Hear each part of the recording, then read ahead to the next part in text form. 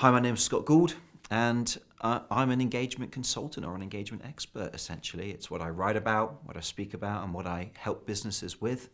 And I spend my time trying to understand what engagement is, how it happens, and importantly, of course, how we as organizations or individuals can increase it and get more of it. Prior to doing what I do now, I actually used to be a church pastor, which is, I guess a little bit unusual. I used to stand at the front of the church and do sermons and, conduct weddings and sadly funerals and help people through difficulties in their life and things. And so it's kind of quite a nice progression really to have spent a lot of time understanding people and serving people in that way. And now taking those things that I've learned and applying them, to businesses who want to increase their engagement. It also helps that I used to run events. I used to work in television and marketing. So I guess I've kind of looked at engagement from a lot of perspectives, which is why maybe I'm quite uniquely positioned to do what I do. One of the questions that I get asked the most is, well, what is engagement? And it's actually a really, really good question because we use that word for a lot of different things. For instance, we can talk about someone being engaged with social media through to someone being engaged to be married, which are two very, very different ideas, right? And so it helps us to understand that engagement is a psychological state, a state of being together with something. And on one level, that's about mentally being engaged with something where it has our attention, right? And social media has our attention, or an advert has our attention, and that's mental. From mental, we then go to physical. So the second type of engagement is when something physically gets our engagement. And that's less about attention, more about action, right? Being engaged in a sport or being engaged in a moment, let's say.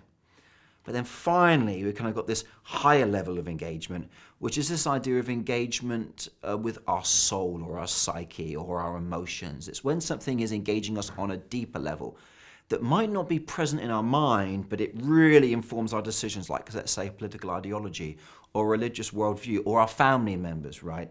So very clearly, we've got three levels of engagement. And the important thing is if you want to get to that higher level, right, where people love Star Wars, for instance, you've got to go through the first two levels to get there. You can't just skip right there off the bat.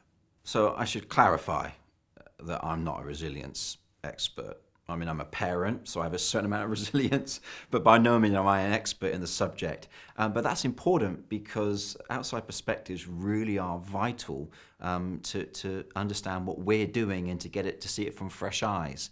As a consultant, one of the things that's valuable for me going into an organization is I'm not in the midst of it, right? I can see it externally. And what I'm hoping will happen at BCI World is what I've studied and what I've learned and what I've researched and understood about engagement will really help you, and particularly the fresh perspective of it might even, disrupt your thinking a little bit or add new ideas or new ways of seeing things or even just new ways of saying things that enable you to go about things in just a slightly new way. And if that happens, then I think my job's done. What I'm looking forward to at BCI World and what I hope you'll join me for is looking at how engagement is a really important part of developing resilience. Right? I mean, we're talking about resilience through relationships. That's the theme.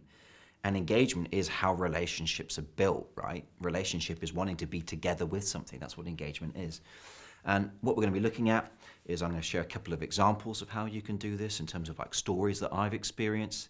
We're going to look at some practical ideas, but what's really going to be juicy, and I think you're going to love, is some of the science around this.